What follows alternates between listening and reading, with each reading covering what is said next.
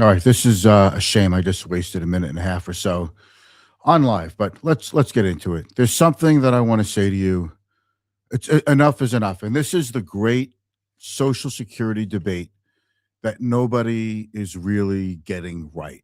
And we could talk about it over and over.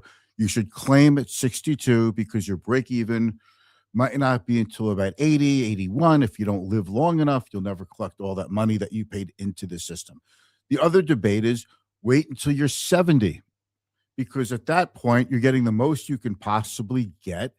And if you live past 80, you'll have been better off, maybe 78, 79. You'll be better off and you'll collect more money and you'll have more money for your retirement years later in life. And you know what? If you look at the claiming at 62, I look at it like this: it's an investment strategy. You want to make sure you maximize your return and get something back from Social Security because you think Social Security will run out of money or you might not live that long. And you just want to justify it and say, well, my 60s and early 70s are basically the youth of my retirement. These are the best years of my retirement, and I should really just take my Social Security now. Although most people are not retiring at the age of 62.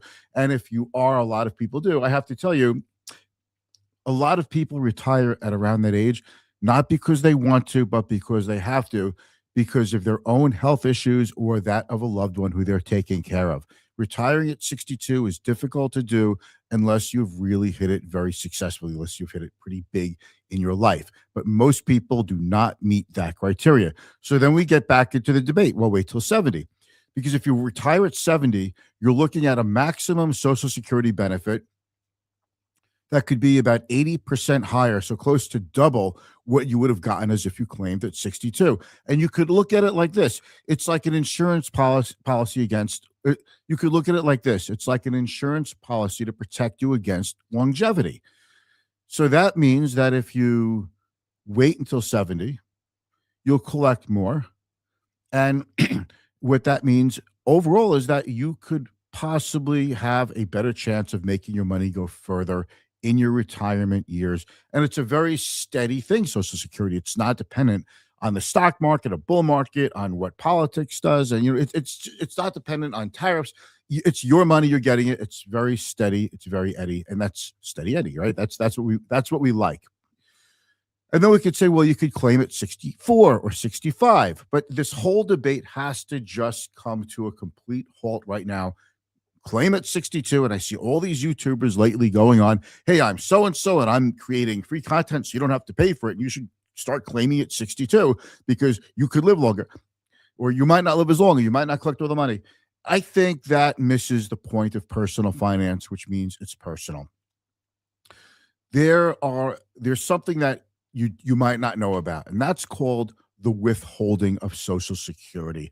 So if you are making, let's say right now at about $24,000 or more, one out of every $2 you make above that amount is actually withheld by Social Security. It's not a penalty. People say, oh, well, you'll penalize yourself. You won't collect the money if you're working while you're collecting Social Security. It's not really true. You'll get the money. It's just that Social Security, what they'll do is they'll say, well, since you're working at the age of 62, we will withhold some of that benefit that we would have given to you. We'll take that back as earned credits as if you weren't claiming. And that means you could possibly, not possibly, you will get a higher benefit when you're 67. You might not get the full retirement age if you're born 1960 or later, which is probably almost everybody who's watching my live stream. Uh, you'll get that money back. Social Security will just say it's as if you weren't claiming Social Security at all, and you'll actually get a higher benefit when you're 67.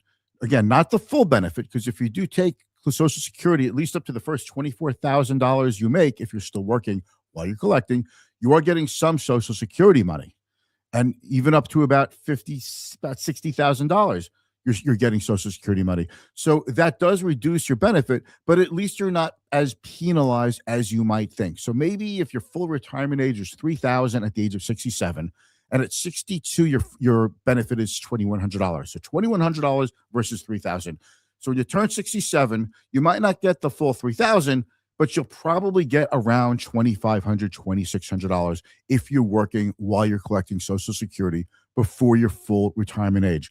So you can first claim Social Security at age 62. Your full retirement is at 67. And if you're working after you pass, or if you're working when you reach 67, none of it's withheld. So now you collect all of the benefit, even if you're working. So it's really just from ages 62 up to and including age 66. If you claim early and you are working, you're making over a certain amount of money, a modest amount, 24,000 and change plus, you do get a little bit withheld. I don't want to use the penalty, although we use that so often. You get it withheld, and Social Security will say, well, we'll just take that money and add it back into the Social Security account and give you a bigger benefit when you do reach full retirement age, which is 67. I don't think enough people know that. So when you frame this debate, do I claim at 62 or 70 or 67? There's more nuance, and that's what's missing in the break-even charts that you look at. A lot of people claim at 62 just because they have to, because they can't work, because they're having some kind of financial distress and they're under the gun and they really need to get in some kind of cash flow. If they do go back to work and they do start making money again, at least the penalty of claiming at age 62, some of it will be reclaimed. Some of it will actually go away and mitigate the lowered lifetime payout because you are working again. So it's a strategy that we use, and I think when you take that into consideration, it does make claiming at age 62 a little bit more palatable for a lot of people. Again, people typically claim at 62 years of age because they can't work because of a health issue for themselves. They're having a health issue, or because a loved one is having a health issue and they have to take care of that person.